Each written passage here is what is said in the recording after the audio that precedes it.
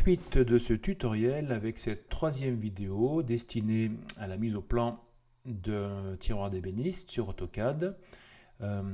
Et nous allons attaquer tout de suite par le hachurage. Alors, comment venir hachurer des zones? Donc, on vient sélectionner la fonction ici hachure dans le sous-menu dessin. Voilà, le menu contextuel s'affiche alors. Il faut venir récupérer, donc dans notre cas de figure, le bois debout. Donc dans la liste des motifs de hachure, il s'agit du motif 352. Donc il faut faire plusieurs clics vers le bas. Et voilà, au bout d'un moment, vous avez le motif 352 qui s'affiche. On vient le sélectionner. Il est possible à ce stade de venir lui demander non pas un affichage rouge, mais jaune, puisque nous sommes dans une coupe frontale. Et de venir ici cliquer sur la fonction choisir des points. Et il suffit de venir cliquer à l'intérieur des zones que nous souhaitons hachurer pour avoir une visualisation de principe de notre hachure. Ok, ma zone est bonne. Ce qui se passe, c'est que je m'aperçois que mon bois de boue là est extrêmement petit. Donc, il est possible dans ce champ échelle de venir activer, modifier la valeur de l'échelle. On va essayer de partir sur une échelle à 50 fois. Je valide par entrée. Et là, mon motif, moi, je le trouve nickel. Donc, je le valide. Je vous laisserai faire la même chose pour le côté coupé droit, vu en bout. Et je vais maintenant vous montrer la méthode pour réaliser le hachurage, la représentation des matériaux pour le fond contreplaqué.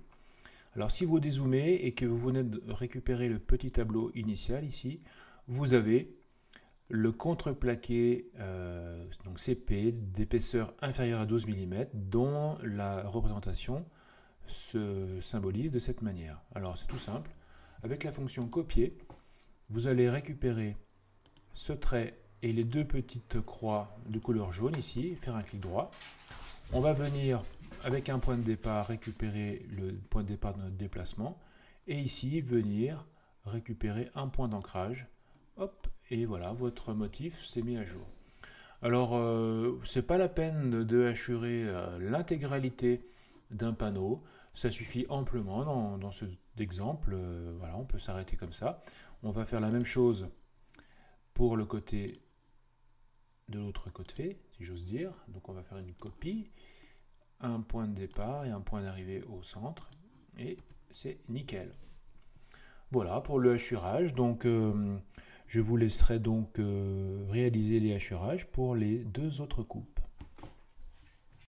Poursuivons l'habillage de notre plan par l'utilisation du calque très fort. Donc, ce qu'il est important de savoir quand on fait une coupe, c'est qu'on doit représenter l'intégralité des surfaces, des périphéries coupées en très fort. Donc, on va le faire ensemble tout de suite. On va faire une sélection de plusieurs contours successifs correspondant donc à la périphérie de notre côté. Voilà.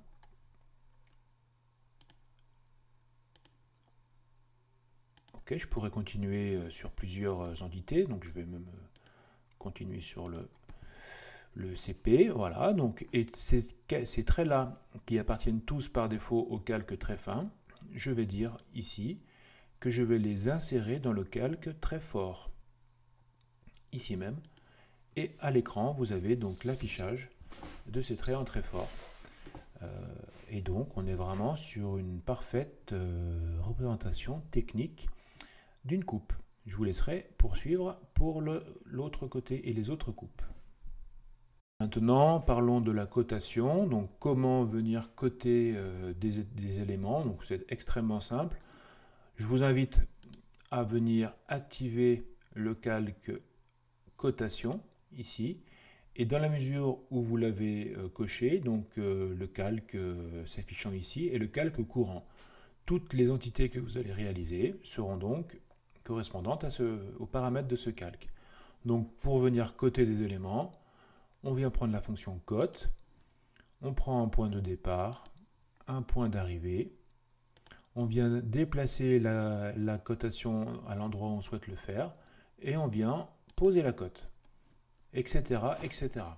Si vous voulez éditer une cote pour la déplacer légèrement, d'accord, donc vous sortez de la fonction cotation, en fait échappe, vous sélectionnez votre cotation, et il est possible ici d'appuyer sur le petit bouton, venir déplacer la cote, ou alors de venir élargir la cotation par rapport à la pièce. Voilà, donc c'est assez simple et assez intuitif. Je vous explique maintenant comment insérer un repère de nomenclature, c'est-à-dire la référence d'une pièce d'un ensemble. Donc on va de la même manière récupérer le bon calque, il s'agit du calque repère de nomenclature. Voilà, il est actif. Nous allons venir dans la fonction ligne de repère, on l'active dans la sous-fonction annotation. Et la ligne de commande vous demande de spécifier l'emplacement de la pointe de la flèche. Voilà, par exemple, je viens récupérer voilà, cette entité. Alors attention, le mode ortho est activé, donc on le désactive. Je viens cliquer voilà, la fin de ma ligne de repère et je viens ensuite indiquer, saisir dans le champ le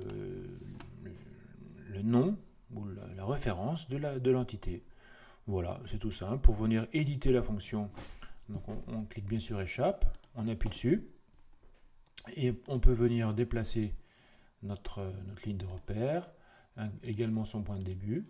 Et puis, si je viens faire un double clic dans le A sur le champ, ok, je peux voilà, activer la modification du texte. Voilà. Alors maintenant, j'aimerais vous montrer comment on s'y prend pour afficher les vues géométrales dans votre plan d'ensemble. Alors je vous propose une solution, voilà, qui n'est qu'une solution.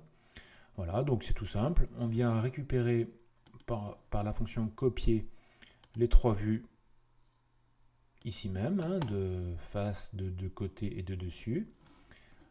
Ok, donc on prend un point de départ et puis on va le poser quelque part sur le plan. Échappe, ça marche. Donc maintenant il nous faut réduire l'échelle de ce document, de ces trois entités. Donc je viens les sélectionner, je prends la fonction échelle.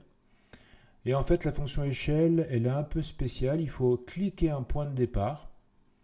Voilà. Et ensuite, lui saisir un coefficient. Donc, on va essayer de le mettre à 0,2. Vous voyez, je saisis à l'écran ici 0,2. Et je clique sur Entrée. Et du coup, ben, j'ai réduit considérablement mes géométros. Et que je vais pouvoir maintenant déplacer et venir disposer dans mon plan d'ensemble. Par exemple ici. Voilà. Il ne me reste plus qu'à créer mes lignes de coupe, alors en mode ortho cette fois-ci. Alors pardon, je vais récupérer directement le calque très. Alors excusez-moi lequel c'est. Très fort. Ouais, c'est le trait mixte fort qu'il faut utiliser pour indiquer les plans de coupe. Okay. Et automatiquement, ça se met à jour. D'accord? Alors, je vais également avoir cette coupe-là et celle-ci. Je vous laisserai créer les petites flèches de projection telles qu'elles sont créées dans le plan modèle, ainsi que le nom des coupes. Vous voyez, donc, c'est pas très visible, il faudra les faire plus grandes, vous. AA, BB et CC. Et d'insérer les cotes.